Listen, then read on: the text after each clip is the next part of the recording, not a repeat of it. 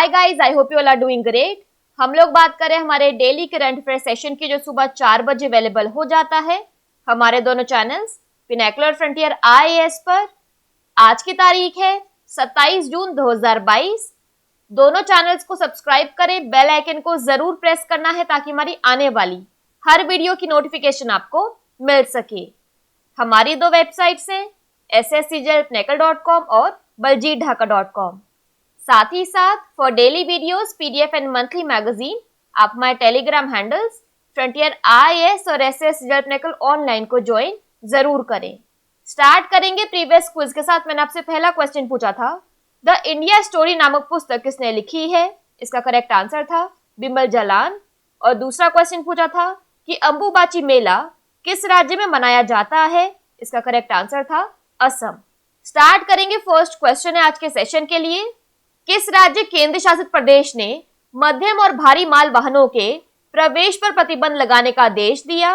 Correct answer है option number A, Delhi. Details देख लो। तो दिल्ली सरकार ने वाहनों के प्रदूषण को रोकने के लिए नवंबर से फरवरी तक दिल्ली में मध्यम और भारी माल वाहनों के प्रवेश पर प्रतिबंध लगाने का आदेश जारी किया। घोषणा के आधार पर यह प्रतिबंध 1 नवंबर 2022 से 28 फरवरी 2023 तक पूरे सर्दियों के मौसम में लागू रहेगा। आमतौर पर मिनी टेम्पो ट्रक जैसे वाहनों पर नवंबर या दिसंबर में साल के अंत तक 15 से 20 दिनों के लिए प्रतिबंध लगा दिया जाता था। ये दोनों पॉइंट्स हमारे लिए इंपॉर्टेंट है।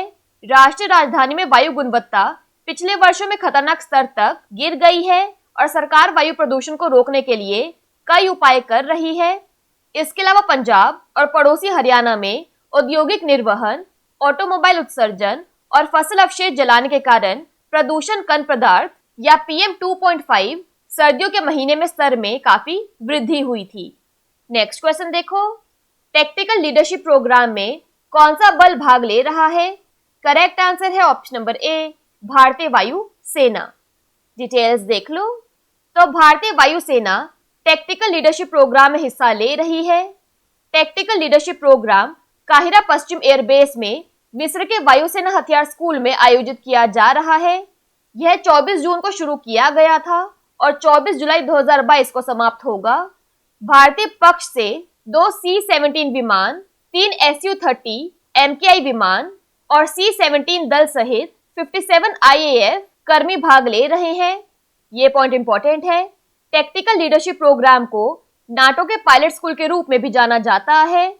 यह एक अंतरराष्ट्रीय सैन्य संगठन है जिसका गठन 10 स्थायी सदस्य देशों द्वारा किया गया था, जिसमें Denmark, Belgium, Germany, France, Italy, Greece, Spain, Netherlands, संयुक्त राज्य अमेरिका और यूनाइटेड किंगडम, उसके अलावा नाटो देश और नाटो के बाहर से आमंत्रित देश शामिल हैं। नेक्स्ट क्वेश्चन देखो, किस राज्य ने राहत सामग्री की दूसरी खेप श्रीलंका भेजी? करेक्ट आंसर है option number B, Tamil Nadu. Details देख लो। तो तमिलनाडु से राहत सामग्री की दूसरी खेप यानी सेकंड कंसाइनमेंट श्रीलंका भेजी गई। 67.70 करोड़ रुपए मूल्य की 15,000 मीट्रिक टन आवश्यक वस्तुओं को लेकर एक जहाज तूतीकोरिन बंदरगाह से रवाना हुआ। दूसरी खेप 48.30 करोड़ रुपए के 14,712 मीट्रिक टन चावल, 7.50 करोड़ रुपए के 250 टन मिल्क पाउडर और 11.90 करोड़ रुपए की दवाओं की दूसरी खेप द्वीप राष्ट्रों को भेजी गई। एक बयान के अनुसार तमिलनाडु विधानसभा ने 29 अप्रैल को श्रीलंका के लोगों की मदद के लिए प्रस्ताव पारित किया। केंद्र सरकार की अनुमति मिलने के बाद राज्य की ओर से 18 मई को चेन्नई बंदरगाह से एक जहाज पर 33 करोड़ रुपए की राहत सामग्री श्रीलंका भेजी गई। तमिलनाडु सरकार ने कुल 123 करोड़ रुपए की सहायता का वादा किया है, जिसमें 40,000 टन चावल, जीवन रक्षक दवाएं और 500 टन मिल्क पाउडर शामिल है। बात करें यहाँ पर तमिलनाडु की, तो इसकी वर्ल्ड हेरिटेज साइट्स में आता है monuments at Mahabalipuram, Chola temples, Nilgiri mountain railway line. National park में आता है Indira Gandhi national park, Mudumalai national park और gulf Mannar marine national park. Tamil Nadu की कैपिटल है चेन्नई, गवर्नर है RN रवि, CM है MK स्टालिन। नेक्स्ट क्वेश्चन देखो, रेलवे रसद परियोजना यानी रेलवे लॉजिस्टिक्स प्रोजेक्ट के लिए समर्थन बढ़ाने के लिए $245 मिलियन अमेरिकी डॉलर के ऋण को किसने मंजूरी दी है? करेक्ट आंसर है ऑप्शन नंबर ए, विश्व बैंक।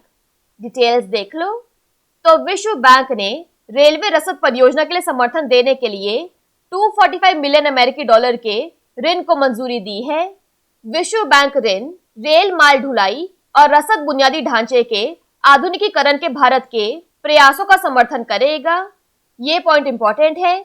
बयान के अनुसार भारतीय रेलवे की क्षमता की कमी ने शिपमेंट की गति और विश्वसनीयता को कम करने के साथ साथ वॉल्यूम को भी सीमित कर दिया है। इस प्रकार रेलवे समय के साथ ट्रकों से बाजार हिस्सेदारी खो रहा है। 2017-18 में बाजार हिस्सेदारी 32% थी, जो एक दशक पहले 52% थी। यहाँ पर एक्स्ट्रा इन्फॉर्मेशन की बात करें तो रेल लॉजिस्टिक परियोजना भारत को सड़क से रेल की ओर अधिक यातायात स्थानांतरित करने में मदद करेगी। इस प्रकार यह माल ढुलाई और यात्री परिवहन को और अधिक कुशल बना देगा। यह हर साल लाखों टन ग्रीन हाउस गैस उत्सर्जन GHG को भी कम करेगा। यह रेलवे क्षेत्र में निजी क्षेत्र के निवेश को प्रोत्साहित करेगा। नेक्स्ट क्वेश्चन देखो, कितनी कंपनियों ने ONDC प्रोटोकॉल को अपनाया है और अपने स्वयं के ONDC संगत ऐप बनाए हैं? करेक्ट आंसर है ऑप्शन नंबर डी, 7। डिटेल्स देख लो। तो केंद्रीय वाणिज्य और उद्योग मंत्रालय के अनुसार 7 कंपनियों ने ONDC प्रोटोकॉल को अपनाया है और अपने स्वयं के ONDC संगत ऐप बनाए हैं। यह ऐप पायलट चरण के दौरान ONDC नेटवर्क में कैस्केड लेन देन को सफलतापूर्वक पूरा करने में सक्षम है। नई दिल्ली, बेंगलुरु, शिलोंग, भोपाल और कोयम्बटूर जैसे राज्यों में किराना, खाद्य और पेय पदार्थ सेगमेंट में कैस्केड लेन देन पूरा किया गया।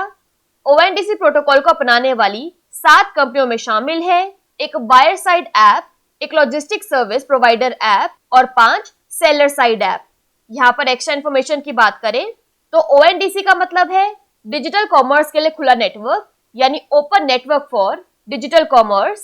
सिंपल टर्म्स में बात करें तो ONDC स्मॉल बिजनेस ओनर्स को अपलिफ्ट करने के लिए एक डिजिटल स्पेस प्रोवाइड करता है।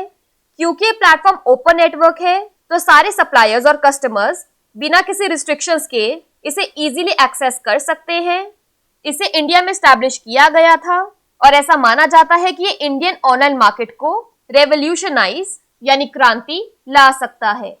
नेक्स्ट क्वेश्चन देखो, भारत के लिए सुरक्षित कारों को लाने के लिए किस मंत्रालय ने भारत NCAP को मंजूरी दी है? करेक्ट आंसर है ऑप्शन नंबर डी, सड़क परिवहन और राजमार्ग मंत्रालय। डिटेल्स देख लो। तो सबसे पहले NCAP की फुल फॉर्म है न्यू कार असेसमेंट प्रोग्राम। तो सड़क परिवहन और राजमार्ग मंत्रालय ने भारत के लिए सुरक्षित कारों को लाने के लिए भारत NCAP शुरू करने के लिए GSR अधिसूचना के मसौदे को मंजूरी दी। NCAP एक तंत्र प्रदान करता है जिसमें भारत में ऑटोमोबाइल को क्रैश टेस्ट में प्रदर्शन के आधार पर स्टार रेटिंग दी जाएगी। यह प्रोग्राम एक उपभोक्ता केंद्रित प्लेटफॉर्म यानी कंज्यूमर सेंट्रिक प्लेटफॉर्म के रूप में काम करेगा और ग्राहकों को स्टार रेटिंग के आधार पर सुरक्षित कारों का उपयोग करने की अनुमति देगा। कार सेफ्टी स्टार रेटिंग पहले कारों पर दिखाई देती थी। रेटिंग को AC, फ्रिज और कार में इस्तेमाल होने वाले अन्य इलेक्ट्रॉनिक्स में दक्षता रेटिंग के बराबर किया जा सकता है। इससे ग्राहकों को यह तय करने में मदद मिली कि वे अपने बजट में क्या चाहते हैं। नेक्स्ट क्वेश्चन देखो, ONGC विदेश लिमिटेड OVL ने हाल ही में डैश में ड्रिल किए गए कुएं में तेल की खोज की है। करेक्ट आंसर है option number C, Colombia. Details देख लो। तो ONGC विदेश लिमिटेड ने हाल ही में कोलंबिया में एक ड्रिल किए गए कुएं पुराका 9 में तेल की खोज की।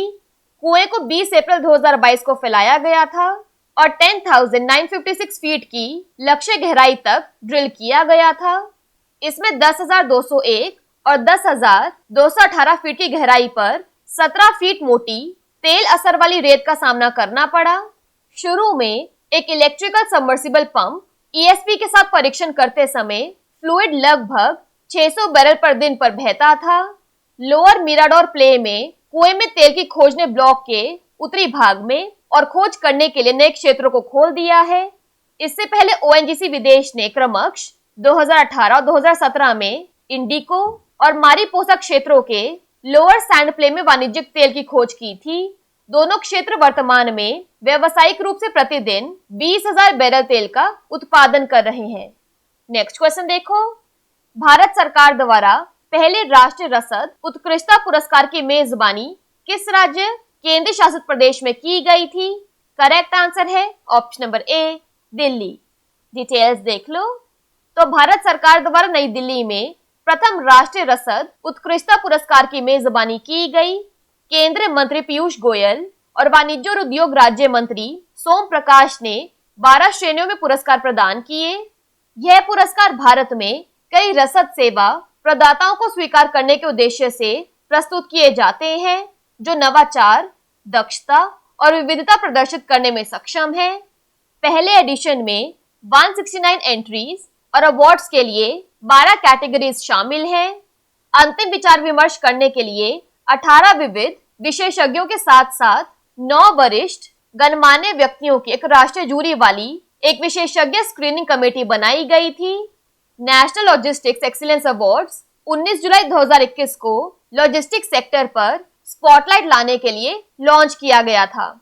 नेक्स्ट क्वेश्चन देखो, इंडियन ऑयल कॉर्पोरेशन आईओसी ने डैश नामक अपने पेटेंट स्वदेशी सोलर कुकटॉप का अनावरण किया। करेक्ट आंसर है ऑप्शन नंबर सी, सूर्य नूतन। डिटेल्स देख लो। तो इंडियन ऑयल कॉर्पोरेशन आईओसी ने सूर्य नूतन नामक अपने पेटेंट स्वदेशी सौर कुकटॉप का अनावरण किया। केंद्रीय पेट्रोलियम एवं प्राकृतिक गैस और आवास और शहरी मामलों के मंत्री हरदीप पुरी के आवास पर सूर्य नूतन का प्रदर्शन किया गया। सूर्य नूतन एक स्थिर यानी स्टेशनरी, रिचार्जेबल और हमेशा kitchen connected indoor solar cooking है। यह Indian oil R&D centre Faridabad द्वारा डिजाइन और विकसित एक पेटेंट उत्पाद है। यह सूर्य के माध्यम से चार्ज करते समय ऑनलाइन खाना पकाने का तरीका प्रदान करता है जो सिस्टम दक्षता को अधिकतम करता है और सूर्य से ऊर्जा का उच्च उपयोग सुनिश्चित करता है। यह एक हाइब्रिड बोर्ड पर काम करता है। सोलर कुकटॉप भारत के CO2 उत्सर्जन को काफी कम करने में मदद करेगा और अपने नागरिकों को उच्च अंतरराष्ट्रीय जीवाश्म ईंधन की कीमतों से अछूता रखेगा।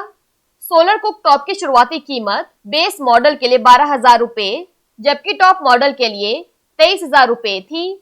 हालांकि पैमाने की अर्थव्यवस्थाओं के साथ यह लागत काफी हद तक कम होने की संभावना है। लास्ट क्वेश्चन देख लो आज के सेशन के लिए। किस देश ने अपनी VLSR SAM मिसाइल का सफल परीक्षण किया है? करेक्ट आंसर है option number B, Bharat. Details देख लो। तो भारतीय नौसेना द्वारा एक वर्टिकल लॉन्च शॉर्ट रेंज सतह से हवा में मार करने वाली मिसाइल VLSR SAM का सफलतापूर्वक परीक्षण किया गया। मिसाइल को ओडिशा में चांदीपुर के तट पर एक युद्ध पोत से लॉन्च किया गया था। मिसाइल प्रणाली को 40 किलोमीटर से 50 किलोमीटर की सीमा पर और 15 किलोमीटर की ऊंचाई पर उच्च गति वाले हवाई लक्ष्यों पर प्रहार करने के लिए डिजाइन किया गया है। सफल प्रक्षेपण हवाई खतरों के खिलाफ भारतीय नौसैनिक जहाजों की रक्षा क्षमता को और मजबूत करेगा। मिसाइल को रक्षा अनुसंधान और विकास प्रयोगशाला DRDL पुणे स्थित अनुसंधान और विकास प्रतिष्ठान इंजीनियर्स के अलावा अनुसंधान केंद्र इमारत RCI के समन्वय से विकसित किया है। क्विकली बात कर लेते हैं आज के सेशन की समरी की। तो दिल्ली सरकार ने medium and heavy goods vehicle की एंट्री पर बैन लगाने का आदेश दिया है। टेक्निकल लीडरशिप प्रोग्राम में इंडियन एयरफोर्स ने पार्टिसिपेट किया। तमिलनाडु ने श्रीलंका को रिलीफ मटेरियल्स की सेकेंड कंसाइनमेंट भेजी। वर्ल्ड बैंक ने रेलवे लॉजिस्टिक्स प्रोजेक्ट को सपोर्ट करने के लिए $245 मिलियन लोन अप्रूव किया। 7 कंपनीज ने ONDC प्रोटोकॉल अडॉप्ट किया और अपना खुद का ONDC कंपैटिबल एप्स बिल्ड किए। Ministry of road transport and highways ने भारत NCAP अप्रूव किया। ONGC विदेश लिमिटेड ने कोलंबिया में ऑयल डिस्कवर किया। पहला national logistics excellence awards Delhi में आयोजित किए गए। इंडियन ऑयल कॉर्पोरेशन ने अपना पेटेंटेड इंडिजीनियस सोलर कुकटॉप सूर्य नूतन अनवील किया और इंडिया ने अपनी VLSR SM मिसाइल को सक्सेसफुली टेस्ट फायर किया। बात कर लेते हैं आज के सेशन के क्विज फॉर द डे की। आपका पहला क्वेश्चन है, किस राज्य केंद्र शासित प्रदेश ने राष्ट्रीय MSME पुरस्कार 2022 में प्रथम पुरस्कार जीता है?